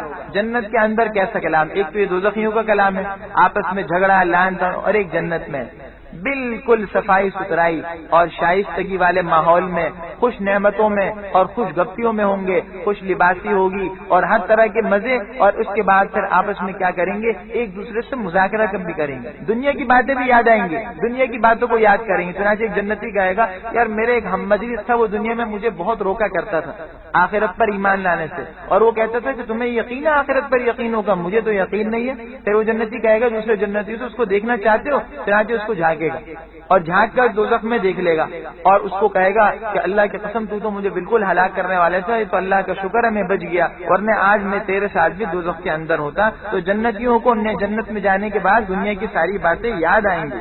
الا عباد اللہ المخلصین، سوائے اللہ کے مخلص یعنی چنے ہوئے بندوں کے. اولئک، یہی وہ لوگ ہیں جن کے لیے روزی ہے جو مقرر اور معلوم ہے. قرآن میں دوسری جگہ جگہ ان کی روزی ذکر کی گئی، یہاں بھی اس کا کچھ نقشہ کھینچا گیا. وہ کیا ہے؟ فواکہ، میوے ہیں، اور ان کا اکرام ہوگا نعمتوں کے باغوں میں، اور وہ تختوں پر آمنے سامنے بیٹھے ہوں گے. ایسی لمبی لمبی مجلسیں لگیں گی دور تختوں تک، آپس میں آمنے سامنے بیٹھے ہوں گے، اور ان پر جو ہے شراب لطیف کے جام جو ہے وہ پھیرائے جائیں گے. لطیف شراب جو ہے، معین جو شراب چھلک رہی ہوگی، بہ رہی ہوگی، یعنی وہ شراب اتنی لطیف و پاکیزہ ہوگی کہ وہ گلاس کے اوپر سے جو ہے وہ بہ رہی ہوگی، بالکل منہ تک آتی ہوگی. تو چھلکتے ہوئے جو جام شراب ہے اس کا دور چلایا جائے گا. اور آگے ارشاد فرماتے ہیں بیضا، اس شراب میں یہ خصوصیت ہے. نمبر 1 وہ سفید ہوگی، رنگت اس کی سفید ہوگی. لذت للشاربین، پینے والوں کے لیے سراسر لذت. ذرا بھی تلخی نہیں ہوگی. دنیا کی شراب میں کڑواہٹ ہوتی ہے, بد مزہ ہوتی ہے, وہ تو انتہائی جو ہے وہ خوب ذائقہ ہوگی. تیسری بات کیا ہے, لا فیہا غول, نہ اس کی وجہ سے سر کا درد ہوگا, ولا ہم, اور نہ اس کی وجہ سے ان کی عقل بہے گی. دنیا کی شراب میں یہ دونوں باتیں ہوتی ہیں, سر کا درد ہونے لگتا ہے اور عقل تو بہکی جاتی ہے, اول پھول بکتے ہیں اور الٹ پلٹ باتیں کرتے ہیں, اور اس شراب سے الٹی ہوتی ہے یا پیشاب زیادہ آتا ہے. لیکن آخرت کی شراب ایسی نہیں ہوگی. وَعِندَهُمْ, اور ان کے پاس نیچے نگاہیں رکھنے والی عورتیں ہوں گی, عین, جن کی آنکھیں بڑی ہوں گی. علماء نے کہا اس سے معلوم ہوا کہ نگاہوں کا نیچا رکھنا جو ہے یہ بہت بڑی صفت ہے عورت کے لیے, یعنی یہ حیا کی طرف اشارہ ہے, شرم کی طرف اشارہ ہے. اور آنکھیں ان کی بڑی بڑی ہوں گی, کأنہن, گویا کہ وہ محفوظ انڈے ہیں, یعنی وہ انڈے جس طرح مرغی کے پروں میں چھپے ہوتے ہیں تو اس پر کوئی گندگی نہیں ہوتی, بالکل محفوظ ہوتے ہیں. بالکل یہ یار ان عورتوں کا ہوگا, ایسے پاکیزہ ہوں گی وہ عورتیں, اور ان کے اندر اتنی لطافت اور خوبصورتی ہوگی. فاقبل بعضهم, اب پھر ایک دوسرے کی طرف رخ کر کے آپس میں سوال و جواب کریں گے, پوچھنا شروع کریں گے. قال قائل منهم, ان میں سے ایک کہنے والا کہے گا کہ میرا ایک ہم نشین تھا اور وہ یہ کہا کرتا تھا کہ بھلا تم ایسی باتوں کی تصدیق کرتے ہو, اور وہ کون سی باتیں ہیں؟ اذا متنا, کیا جب ہم مر جائیں گے اور دوبارہ اور ہڈیاں ہو جائیں گے اور مٹی اور ہڈیاں بن جائیں گے, انا لمدینون, کیا ہم کو بدلہ دیا جائے گا؟ قال, تو اب یہ جنتی دوسرے جنتیوں کو یہ بات سنا کر کہے گا, هل انتم, کیا تم جھانکنا چاہتے ہو, دیکھنا چاہتے ہو؟ فطلع, چنانچہ یہ جنتی خود جھانکے گا اور اس کو دوزخ کے درمیان میں دیکھ لے گا. آج کی سائنس جو ہے اس نے یہ باتیں بتا دی کہ بھائی اس میں کوئی شبہ کی بات نہیں ہے کہ جنت میں بیٹھے ہوئے دوزخ کے اندر کیسے دیکھ. جب ایک انسان اس دنیا میں ممکن ہے کہ دنیا کے ایک کنارے پر بیٹھ کر دنیا کے دوسرے کنارے کے آدمی کو اس طریقے سے دیکھ سکتا ہے کہ اس کی شکل بھی نظر آئے, اس کی بات بھی سن لے, اس کے سر کے بال بھی گن لے, ایک ایک چیز ہو سکتی ہے, تو کیا آخرت میں نہیں ہو سکتا؟ دنیا کے دو کناروں پر انسان ہے اور ان کے فاصلے بالکل ختم ہو گئے, ایسی جو ہے ٹیکنالوجی آ گئی, تو آخرت میں ممکن ہے. جنتیوں کو جھانکنے کے لیے دوزخ میں جانا نہیں پڑے گا, اپنی جنت میں بیٹھے بیٹھے جو ہے وہ ان کی دوزخ کو دیکھ لیں گے اور ان سے بات چیت کریں گے. قال, وہ کہے گا, یعنی یہ جنتی اس دوزخی کو کہے گا, اللہ خدا کی قسم, قریب تھا کہ تو مجھے ہلاک ہی کر دیتا, اور اگر میرے رب کی مجھ پر مہربانی نہ ہوتی تو میں بھی ان لوگوں میں سے ہوتا کہ جو عذاب میں حاضر کر لیے گئے اور پکڑ لیے گئے. افما نحن بمیتین, کیا یہ بات نہیں کہ اب ہم نے کبھی نہیں مرنا؟ خوشی میں اعلان کر رہا ہے جنتی, دوزخی کو تو غم ہو رہا ہے لیکن جنتی کو خوشی ہے کہ کیا ایسی بات نہیں کہ اب ہم کبھی نہیں مریں گے, الا, سوائے اس موت کی جو پہلے آ چکی, اور اب ہمیں کبھی عذاب نہیں ہوگا. اللہ فرماتے ہیں ان ھذا لہو الفوز العظیم, بے شک یہ سب سے بڑی کامیابی. دنیا کی ساری کامیابیاں ایک طرف ہیں لیکن یہ ساری کامیابیاں حقیر ہیں اس آخرت کی کامیابی میں. قرآن کریم دوسری جگہ کہتا ہے فمن زحزح عن النار وادخل الجنہ فقد فاز. دیکھو یہ حقیر کامیابی ہے, دوزخ سے بچ گیا اور جنت میں داخل ہو گیا, اس سے بڑا کامیاب کوئی نہیں. لہذا اس کامیابی کو حاصل کرنے کے لیے دنیا میں جتنے نیک عمل کر سکتے ہو وہ کر لو. اذالک خیر لمثل ھذا, اللہ فرماتے ہیں ان جیسی نعمتوں کے لیے تو عمل کرنے والوں کو عمل کرنے چاہیے, اگر حاصل کرنا ہے تو یہ چیزیں حاصل کرنے کی کوشش کرو. اذالک خیر, کیا یہ مہمانی اچھی ہے؟ نزلاً, یہ والی مہمانی بہتر ہے یا وہ زقوم کا درخت؟ ایک تو ان جنتیوں کی مہمانی ہو رہی لطیف شراب سے, پاکیزہ نعمتوں سے, قسم قسم کی جو ہے وہ مفرح غذاؤں سے, اور دوسری طرف ان کا کیا حال ہے کہ اول تو دوزخیوں کو کھانے کا ملے گا ہی نہیں, ملے گا تو کیا ہوگا؟ شجرۃ الزقوم. تو وہ جو زقوم کا درخت ہے, دنیا میں درخت ہوتا ہے انتہائی کڑوے دار ہوتا ہے, بدبودار ہوتا ہے, انتہائی زہریلا کڑوے دار ہوتا ہے, اس میں بڑے بڑے کانٹے ہوتے ہیں. تو اللہ فرماتے ہیں بالکل یہی حال ہے آخرت میں, ان کو یہ ملے گا مہمانی کے طور پر. انا جعلناھا, بے شک ہم نے اس کو ان ظالموں کے لیے آزمائش بنا رکھا ہے. آزمائش ہے کہ اللہ اس کے ذریعے سے دیکھنا چاہتے ہیں کہ یہ جو ہم نے خبر دی کہ دوزخ میں یہ درخت ہوگا, لوگ اس پر ایمان لاتے نہیں لاتے؟ دوزخی تو ایمان نہیں لا رہے, دنیا میں مذاق اڑاتے ہیں کہ جی واہ آگ کے اندر درخت کیسے, آگ تو درخت کو کھا جاتی ہے تو آگ میں درخت کیسے ہوگا؟ لیکن ہمارا ایمان ہے کہ بالکل وہ درخت ہوگا. انہا شجرۃ, یہ ایک درخت ہوگا جو جہنم کے بالکل نیچے اگے گا, اور طلعھا, اس کے خوشے اور میوے ایسے ہوں گے وہ شیاطین کے سر ہے, یعنی اس کے پھل ایسے ہوں گے شیاطین کے سر جس طرح خوفناک ہوتے ہیں اس طرح. اور بعض علماء نے کہا اس کا مطلب ہے سانپ کے پھن کی طرح, اس کی طرح کیا ہوں گے؟ کریہ المنظر ہوں گے, اس کی طرح جو ہوں گے بدنما ہوں گے. پس بے شک یہ اسی میں سے کھائیں گے اور اس میں سے اپنے پیٹ کو بھریں گے. ثم ان لہم, پھر ان کو ملے گا اس کھانے کے ساتھ گرم پانی, گرم پانی ملا کر دیا جائے گا. ملایا جائے گا. یہ گرم پانی کس میں ملا ہوگا؟ پیپ کے اندر اور دوسری گندی چیزوں کے اندر, اور وہ ملا کر اس کھانے کے ساتھ دیا جائے گا. ثم ان مرجعهم, پھر انہوں نے لوٹ کر جانا ہوگا کس کی طرف؟ دوزخ کی طرف. کھانے کے لیے دوزخ کے کنارے پر آئیں گے, لیکن دوبارہ دوزخ ہی میں چلے جائیں گے, اور ہوں گے وہ پہلے بھی دوزخ کے اندر, لیکن کنارے پر آ گئے, اب دوبارہ آگ کے اندر چلے گئے. اور یہ کھانا پینا کم عذاب تھوڑی ہے. انہوں نے اپنے باپ دادا کو گمراہ ہی پایا تو وہ ان کے پیچھے دوڑے چلے جاتے ہیں. وَلَقَدْ ضَلَّ قَبْلَهُمْ, اور تحقیق ان سے پہلے کہ لوگ بھی اکثر جو ہے وہ گمراہ ہو گئے تھے. وَلَقَدْ أَرْسَلْنَا, اور ہم نے ان میں ڈرانے والے بھیجے تھے. بس آپ دیکھ لیجئے کہ جن لوگوں کو ڈرایا گیا ان کا انجام کیا ہوا, سوائے اللہ کے خاص اور چنے ہوئے بندوں کے. آگے چند انبیاء کا ذکر کیا جا رہا ہے. حضرت نوح کا واقعہ ذکر کیا جا رہا ہے, تفصیل کے ساتھ بار بار گزر گیا. وَلَقَدْ نَادَانَا نُوحٌ, اور تحقیق ہمیں حضرت نوح نے پکارا تھا. فَلَنِعْمَ الْمُجِيبُونَ, دیکھ لو کہ ہم کتنے اچھے قبول کرنے والے ہیں, کس طریقے سے ان کی بات قبول کر لی. وَنَجَّيْنَاهُ, اور ہم نے ان کو اور ان کے گھر والوں کو بڑی مصیبت سے نجات دے دی, اور ان کی اولاد کو ایسا کیا کہ وہی باقی رہ گئے. ان کی اولاد ہی باقی رہ گئی تھی, اور اسی سے پھر دنیا میں نسل بڑھی ہے. اسی لیے حضرت نوح علیہ السلام کو کیا کہتے ہیں؟ ابو البشر ثانی, انسانوں کے دوسرے باپ. وَتَرَكْنَا, اور ہم نے پیچھے آنے والوں میں ان کا ذکر خیر چھوڑ دیا. وہ ذکر خیر یہ تھا کہ حضرت سلام علی نوح, تمام جہان میں نوح پر سلام ہو. بے شک ہم اسی طرح نیکوکاروں کو بدلہ دیا کرتے ہیں, اور بے شک ہمارے وہ ایمان لانے والے بندوں میں سے تھے. اور پھر ہم نے دوسروں کو ڈبو دیا اور غرق کر دیا. اس کے بعد حضرت ابراہیم کا ذکر ہو رہا ہے. ابراہیم السلام کا واقعہ پیچھے ہی بار بار گزرا. یہاں ان کی زندگی کے صرف دو پہلو ذکر کیے گئے. ایک وہ واقعہ جبکہ انہوں نے اپنے بتوں کو کس طرح توڑا تھا, اور اپنی قوم کے بتوں کو توڑ کر جو ہے اور کس طریقے سے قوم کو اللہ کی طرف متوجہ کیا تھا. دوسرا واقعہ جو ایک زبردست آزمائش پر اور ایک زبردست جو ہے اللہ کی طرف سے جو ہے مصیبت اور آزمائش پر مشتمل تھا. یہ پہلا واقعہ ہے. فرمایا وَإِنَّ مِن شِيَعَتِهِ, اور انہی کے پیرووں میں سے حضرت ابراہیم بھی تھے. نوح علیہ السلام کے پیچھے جو ابراہیم السلام بھی آئے دیگر انبیاء میں. اذ جاء, جبکہ وہ اپنے پروردگار کے پاس پاک دل کو لے کر آئے. دیکھیے ان کے خاص صفت تھی قلب سلیم. ان کا دل پاک تھا ہر قسم کی روحانی گندگیوں سے, کفر کی, شرک کی اور اخلاق کی بیماریوں سے پاک تھا. تو پتہ چلا اللہ کے یہاں سب سے بڑی قیمتی چیز کیا ہے؟ قلب سلیم. اس لیے انسان کو چاہیے کہ دل پر محنت کرے. دل پر جتنی محنت ہوگی اتنا ایمان بہتر ہوگا, اور اتنے اچھے اعمال اور پاکیزہ اعمال سرزد ہوں گے. کیونکہ جتنا دل بہتر ہوگا اتنا ہی اچھے خیالات پیدا ہوں گے, اور جذبات جتنے اچھے ہوں گے اتنے ہی نیک اعمال کی توفیق ہوگی. اذ قال, اس وقت کو یاد کرو جب انہوں نے اپنی باپ سے اور اپنے قوم سے کہا تھا کہ تم کن چیزوں کو پوچھتے ہو؟ افکن, کیا اللہ کو چھوڑ کر جو دوسرے معبود ہیں ان جھوٹے معبودوں کے تم طلبگار ہو؟ یہ جھوٹ تم نے گھڑ لیا اور ان جھوٹے معبودوں کے طلبگار ہو. فما ظنکم, تو تمہارا پروردگار عالم کے بارے میں کیا خیال ہے؟ فنظر نظرتن, تو انہوں نے ستاروں کی طرف ایک نظر فرمائی. فقال, اور کہنے لگے کہ میں بیمار. ایک واقعہ ہوا, قوم جشن منانے جا رہی تھی. اب ابراہیم السلام نے ان کو سمجھا تو دیا تھا, اب چاہا کہ عملی طور پر سمجھاؤں.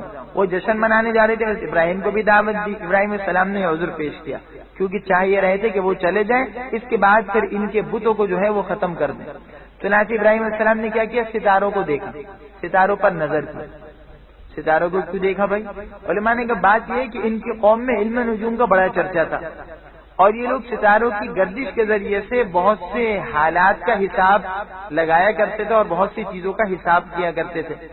تو ابراہیم السلام نے اس لیے ستاروں کو دیکھا تاکہ وہ لوگ متاثر ہو جائیں اور یہ سمجھے کہ حضرت ابراہیم جو ایسی کوئی خیالی بات نہیں کر رہے. اس لیے ستاروں کو دیکھ کر کہا کہ میں بیمار ہوں. بیمار ہونے کا مطلب کیا ہے؟ کہ میرے اندر جو ہے ایک کڑھن, ایک تکلیف ہے. وہ تکلیف یہ کہ دیکھو تم میرے بار بار بلانے کے باوجود میری بات کو قبول نہیں کرتے, ایمان نہیں لائے. تو ان کو کفر کی, شرک کی اور بت پرستی کی جس گندگی میں دیکھتے تھے اس کی وجہ سے ان کو ایک روحانی بیماری تھی. لوگوں نے سمجھا کہ ظاہری بیماری, انبیاء تو معصوم ہوتے, پاک ہوتے ہیں, جھوٹ بولنے سے نبی جھوٹ تھوڑی بول سکتا ہے. تو بیمار ہونے کا مطلب یہ ہے. اور ایک اس کا مطلب یہ بھی بیان کر سکتے ہیں کہ میں بیمار ہونے والا ہوں. تو یقیناً ہر انسان تو بیمار ہونے والا, بیماری کبھی نہ کبھی تو انسان پر آتی ہے. موت سے پہلے تو ضرور آئے گی. موت سے پہلے طبیعت جو ہے, مزاج جو وہ اعتدال سے جب باہر ہٹتا ہے جبھی موت آتی ہے. تو بیماری اسی کو تو کہتے ہیں کہ طبیعت کے اندر اعتدال نہ ہو. چنانچہ کہ ہم بیمار ہوں. فتولوا, تب وہ ان سے منہ پھیر کر لوٹ کر چلے گئے. اب وہ چلے گئے جشن منانے. فراغا تو پھر حضرت ابراہیم جو ہیں ان کے معبودوں کی طرف متوجہ ہوئے, گھس پڑے ان کے معبودوں کی طرف. فقال اور کہنے لگے الا تاکلون, تم کھاتے کیوں نہیں, تمہیں کیا ہو گیا, تم بولتے کیوں نہیں. فراغ علیہم ضربا بالیمین, اور دائیں ہاتھ سے ان پر مارتے ہوئے اور وار کرتے ہوئے ان پر پل پڑے, ان پر جھپٹ پڑے. اب ان کو توڑ پھوڑ کر کے جس کا قصہ تفصیل سے گزر گیا, کلہاڑی جو وہ بڑے بدھ کے سر پر لٹکا دی اور چلے آئے. اب فاقبلوا الیہ, تو وہ لوگ ان کے پاس دوڑے ہوئے ہیں. پھر وہ سارا واقعہ ہوا کہ پوچھنے لگے جی کس نے کیا ہے, ہمارے بتوں کے ساتھ ایسا سلوک کس نے کیا, ان بیچارے بتوں, مظلوم بتوں کے ساتھ جن کو ہم خدا مانتے ہیں. خیر تو کسی نے کہا کہ ابراہیم نامی شخص ان کو بلایا. حضرت ابراہیم نے پھر تنبیہ کی. قال فرمایا کیا تم پوجا کرتے ہو ان چیزوں کی جن کو تم خود تراشتے ہو. واللہ, حالانکہ در حقیقت اللہ نے تم کو اور ان تمام چیزوں کو پیدا کیا جو تم کرتے ہو اور جو تم بناتے ہو. جو چیزیں تم نے بنائی یہ بھی اللہ کی پیدا کردہ ہیں, اگر یہ اسباب و وسائل نہیں ہوتے تو تم کچھ نہیں بنا سکتے تھے. قالوا, تو وہ غصے میں آ کر کہنے لگے کہ ان کے لیے ایک عمارت بناؤ, بس ان کو آگ میں ڈال دو. اللہ کہتا ہے انہوں نے ان کے ساتھ ایک چال چلنی چاہیے, تو ہم نے ان کو ہی زیر کر دیا, نیچے کر دیا. چنانچہ وہ نمرود کی جو آگ ہے وہ بجھ گئی, اور اس کا واقعہ تفصیل سے گزر گیا کس طرح اللہ نے حکم دیا کونی بردا و سلاما علی ابراہیم. آگے فرماتے ہیں حضرت ابراہیم نے دیکھ لیا اب حالات و ماحول سازگار نہیں ہے. وقال, تو کہنے لگے کہ میں جا رہا ہوں اپنے پروردگار کی طرف, وہ مجھے ان قریب سیدھا راستہ دکھائے گا. اپنے پروردگار کے حکم کی تعمیل میں ہجرت کر کے جا رہا ہوں. اے میرے رب مجھے نیک و کار بیٹے جو ہیں وہ عطا فرما. فبشرناہ, اللہ کہتے ہیں ہم نے ان کو جو ہے ایک بردبار لڑکے کی بشارت دی, یعنی پیدا ہوئے کون, حضرت اسماعیل علیہ السلام جو ہیں ان سے پیدا ہوئے. فلما بلغ معه السعی, جب وہ بچہ ان کے ساتھ دوڑنے کی عمر کو پہنچا. قالا, تو کہنے لگے حضرت ابراہیم, اب یہ دوسری آزمائش شروع ہو رہی.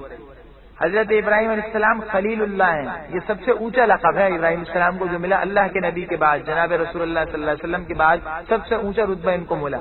کیوں ملا, اس لیے کہ ان کی ساری زندگی آزمائشوں میں اور قربانیوں میں گزری. اللہ کے حکم کے خاطر انہوں نے ہر طرح کی قربانی دی, اور یہ جو آزمائش و قربانی اب قرآن ذکر کر رہا ہے بظاہر یہ سب سے بڑی قربانی. اپنے آپ کو بھی جو ہے وہ قتل کر دینا آسان ہے, اپنی جان دے دینا آسان ہے, لیکن اپنے بیٹے کو مارنا اور اس کے گلے پر چھری پھیرنا, ایسا بیٹا جو لاڈلا تھا, بڑی امنگوں کے بعد آیا تھا, اور قرآن کیا نقشہ کھینچتا, فلما بلغ معه السعی, اس عمر کو پہنچ گیا کہ وہ دوڑنے لگا. اب وہ بیٹا جوان ہو رہا تھا, چنانچہ مفسرین نے کہا 13 سال کی عمر اور ایک قول پر 18 سال کی عمر ہو گئی تھی. بعض اب جوان ہو گئے تو اب ان کے دستے بازو بن جاتے اور ان کے جو ہے وہ معاون بنتے. ایسے وقت میں جبکہ امید تھی کہ میری ذمہ داریوں کو سنبھالے گا, اس بیٹے کے بارے میں حکم ہو رہا ہے کہ اس کے گلے پر چھری پھیر دو اور خود پھیرو, کسی سے نہ پھرواؤ. چنانچہ خواب میں یہ دیکھا کہ میں ذبح کر رہا ہوں. اب حضرت ابراہیم نے صاحبزادے سے ذکر کیا, صاحبزادے بھی آخر اللہ کے نبی بننے والے تھے. کہا بالکل جو اللہ نے کہا وہی کیجیے. چنانچہ پھر وہ واقعہ ہوا, کہتے ہیں ان کو جو ہے وہ کروٹ پر لٹا لیا اور چھری پھیری, چونکہ اللہ کی طرف سے یہ طے تھا. مفسرین نے نقل کیا ہے کہ حضرت اسماعیل کہنے لگے ابا جان سے کہ ابا جان جو ہے میرے جسم کو ذرا جو ہے وہ اچھی طرح باندھ لیجیے گا تاکہ میں زیادہ پڑاؤں نہیں, اور اپنے کپڑوں کو بچا کر رکھیے گا, ایسا نہ کوئی داغ دھبا خون کا آپ کے کپڑوں پر لگ جائے تو میری والدہ کو برا لگے, ان کو تکلیف ہو, رنج ہو. اور دیکھیے کہ جو ہے آپ جو ہے جلدی سے تیز چھری کر دیجیے تاکہ مجھے زیادہ تکلیف نہ اور ذبح کریں. اب جب چھری پھیری تو اللہ کی طرف سے آزمائش تھی, جو اللہ کے حکم کو پورا کرتا ہے اللہ اس کے لیے آسانی کرتے ہیں. کہتے ہیں ان کی چھری اور حضرت اسماعیل علیہ السلام کی گردن کے درمیان ایک پیتل کا ٹکڑا جو ہے وہ حائل ہو گیا, اب چھری لگتی نہیں تھی. تو صاحبزادے کہنے لگے کہ ابا جان یہ کیا ہوا, ایسا لگتا ہے کہ آپ کی جو شفقت پدری ہے وہ جوش مارتی ہے, اس وجہ سے چھری آپ صحیح نہیں چلا سکتے, مجھے اوندھے منہ لٹا دیں. قرآن کہتے ہیں وَتَلَّهُ لِلْجَبِينِ, اوندھے منہ لیٹ گئے. اب چھری پھیر رہے ہیں تو بھی چھری نہیں چل رہی. تو حضرت جبرائیل علیہ السلام آ گئے, اللہ کی طرف سے اعلان ہو گیا جو خواب دیکھا تھا وہ سچ کر دکھایا تم نے, اور اس کے امتحان میں کامیاب نکلے. جبرائیل علیہ السلام جو ہیں وہ جنت سے ایک مینڈھا لے کر آئے اور پھر اس کی قربانی ہوئی. اللہ کو ان کی ادا اتنی پسند آئی, اس کا صلہ انہیں دنیا ہی میں یہ ملا کہ قیامت تک اس عمل کی یادگار کے طور پر قربانی کا حکم ہو گیا, اور ہر مسلمان پر یہ واجب ہو گیا جو صاحب ثروت ہو, صاحب حیثیت ہو, کہ وہ قربانی کرے. تو اس کا یہاں ذکر ہے فلما بلغ معه السعی, جب وہ بچہ ان کے ساتھ دوڑنے کی عمر کو پہنچا. حضرت ابراہیم نے فرمایا اے بیٹے میں خواب میں یہ دیکھتا ہوں کہ میں تم کو ذبح کر رہا ہوں, فانظر, تو تم اب سوچو تمہاری کیا رائے ہے, تم خود دیکھو اور بتاؤ. کہنے لگے اے ابا جان آپ اسی چیز کو کریے جس کا آپ کو حکم دیا گیا, اگر اللہ نے چاہا تو آپ مجھے صبر کرنے والوں میں پائیں گے. اللہ کہتے ہیں فلما اسلم, جب وہ دونوں یعنی باپ اور بیٹے اللہ کے حکم کے بالکل تابع ہو گئے، اللہ کے حکم کو مان لیا، وَتَلَّهُ اور باپ نے بیٹے کو ماتھے کے بل لٹا دیا، پہلے تو لٹایا تھا کروٹ کے بل اور پھر لٹایا ماتھے کے بل یعنی بالکل الٹا، وَنَادَيْنَاهُ اور ہم نے ان کو پکار کر کہا کہ اے ابراہیم تم نے اپنے خواب کو سچ کر دکھایا، انا بے شک ہم اسی طرح نیکوکاروں کو بدلہ دیا کرتے ہیں۔ اللہ کہتا ہے ان ھذا لہو البلاء المبین، بے شک یہ کھلی آزمائش تھی، کہ معمولی آزمائش نہیں تھی، دعوت تو سچا اللہ کے بندہ ہونے کا، لیکن یہ آزمائش معمولی نہیں تھی۔ وَفَدَيْنَاهُ اور ہم نے ایک بڑی قربانی کا ان کو فدیہ دیا، وہ کیا تھا؟ مینڈا جنت سے آ گیا۔ وَتَرَكْنَا اور ہم نے پیچھے آنے والوں میں حضرت ابراہیم کا ذکر خیر باقی چھوڑ دیا، وہ کیا تھا؟ وہ یہ کہ ابراہیم پر سلام، جو بھی ابراہیم کا نام لیتا ہے کیا کہتا ہے؟ علیہ السلام، تو گویا ابراہیم کا نام لے کر علیہ السلام کہہ رہا ہے، گویا اللہ سے دعا کر رہا ہے کہ ان پر سلام ہو، سلام علی ابراہیم کہہ رہا ہے۔ اللہ کہتا ہے ہم اسی طرح نیکوکاروں کو بدلہ دیا کرتے ہیں، بے شک وہ ہمارے نیک ایمان والے بندوں میں تھے، اور ہم نے ان کو اس کے بعد خوشخبری دی اسحاق کی جو کہ نبی تھے اور نیکوکاروں میں سے تھے، اور ہم نے ان کو بھی برکت دی، یعنی حضرت ابراہیم کو ان پر برکت نازل فرمائی اور اسحاق پر بھی، اور ان دونوں کی اولاد میں نیکوکار بھی تھے اور کچھ ایسے بھی تھے جو اپنے اوپر کھلم کھلا ظلم کرنے والے تھے۔ آگے حضرت موسیٰ و ہارون کا مختصر قصہ ذکر کیا، تفصیل کے ساتھ بار بار گزرا۔ اللہ فرماتا ہے وَلَقَدْ مَنَنَّا اور ہم نے حضرت موسیٰ و ہارون پر بھی احسانات کیے، اور ہم نے ان دونوں کو اور ان کی قوم کو اس بڑی تکلیف سے نجات دی فرعون کی غلامی سے، وَنَصَرْنَاهُمْ اور ان کی مدد کی ہم نے، بس یہی لوگ غالب ہو گئے، اور ہم نے ان کو واضح کتاب دے دی اور ہم نے ان کی رہنمائی کر دی سیدھے راستے کی طرف، اور ہم نے اخیر لوگوں میں یعنی پچھلے بعد میں آنے والے لوگوں میں ان کا ذکر خیر چھوڑ دیا، سلام، اور وہ ذکر خیر یہ ہے کہ ہر ایک یہ کہتا ہے کہ موسیٰ اور ہارون پر سلام ہو۔ اللہ فرماتے ہیں ہم اسی طرح نیکوکاروں کو بدلہ دیا کرتے ہیں، بے شک وہ ہمارے مؤمن بندوں میں سے تھے۔ وَإِنَّ إِلْيَاسَ لَمِنَ الْمُرْسَلِينَ حضرت الیاس کا ذکر ہو رہا ہے، یہ قوم کی طرف آئے تھے جو بعل نامی بت کو پوجتی تھی، اس بت کا نام انہوں نے بعل رکھ دیا، اور اس شہر کا نام اسی وجہ سے بعلبک رکھا، اور مشہور ہے کہ اب بھی جو ہے یہ شام میں یہ ایک شہر ہے، اس کے آثار ہیں۔ تو حضرت الیاس یہاں آئے تھے، ان کو اللہ کی دعوت دی